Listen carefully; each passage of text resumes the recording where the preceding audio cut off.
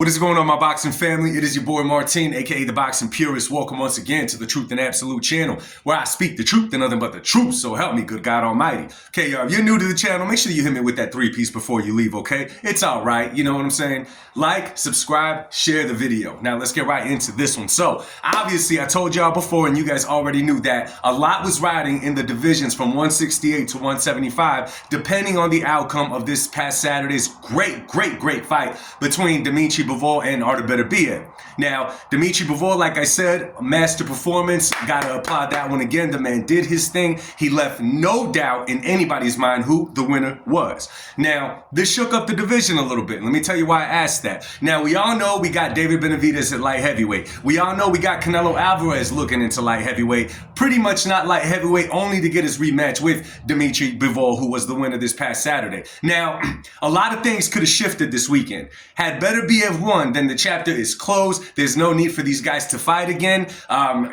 More than likely, we probably would have gotten David Benavidez versus Beterbiev-Bivol coming up here later this year had Beterbiev-Bivol lost. Well, Beterbiev-Bivol ended up winning. Obviously, the high demand is going to be now for these two greats, Beterbiev and Bivol I'm speaking about, to have a trilogy matchup. I mean, in its common sense, it's only right that's what's going to happen, right? Beterbiev gave Bivol his rematch. Bivol will definitely give Beterbiev his rematch, which leaves, what does David Benavidez do from here? Well, I'm going to tell y'all like this, man. It's kind of a blessing in disguise for David Benavidez, if you ask me, and that's only if you ask me. Now, hear me out for a second. See, now, everybody wanted David Benavidez to jump right into the Beterbiev-Bivol fight, right? And I get it, you know. There's people that think really highly of him. There's people that think that Benavidez will beat both of those guys and all of the above, which is cool, you know what I'm saying? However, realistically, okay? And I've said this before, this does not come from a form of hating. I'm just saying, if I'm the guy that's advising David Benavidez, I want him to fight maybe once or twice more before fighting any of those two guys, gaining the experience at 175. Let's not forget, David Benavidez spent the majority of his career at 168. He's only had 2 fights at 175. So I think that the more comfortable he gets at 75, making the weight, will only benefit David Benavidez. And let's be real, David Benavidez is on the younger side than these other two, okay? He's on the younger side. There's no reason for him to rush and jump into these matches. I get it. People want to see him challenge himself. Even him, he wants to challenge himself. He wants to solidify himself as an all-time great by making that leap, which is cool. But honestly, it's not expected nor demanded of David Benavidez right now.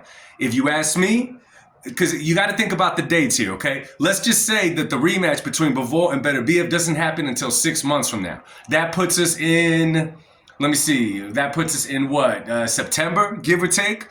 That would make perfect sense. Now, we all know in September, Canelo Alvarez will be fighting Terrence Crawford for their fight at 168 super middleweight, okay? So Canelo already had plans for that day. But as for David Benavidez, it is not a smart move for him to wait until 9 months to a year from now to step in the ring again, waiting for the winner of the trilogy between Bivol and Beterbiev. So what I think is the best move for David Benavidez right now is, if you guys saw the card in Riyadh this past season, y'all saw the fight between Benavidez and Callum Smith. They put on a Fight of the Year candidate performance. Both of them, applies to both of them. They did a great job. Callum Smith did his thing, and he got the clear victory over Benavidez. Now, Callum Smith has been written off before, but when you look at the man's resume, he has 2 losses. One to Canelo Alvarez, one to Beterbiev. I ain't mad at neither of those losses. He lost to 2 great fighters.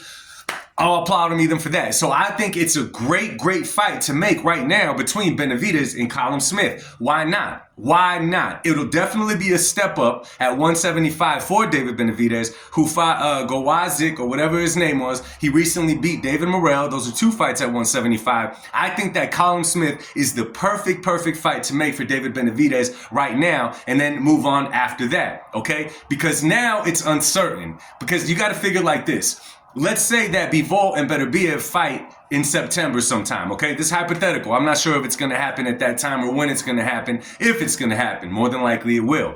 But you gotta believe, okay? Both fighters are only getting older, okay? Now, let's say that the winner of those fights is Bivol.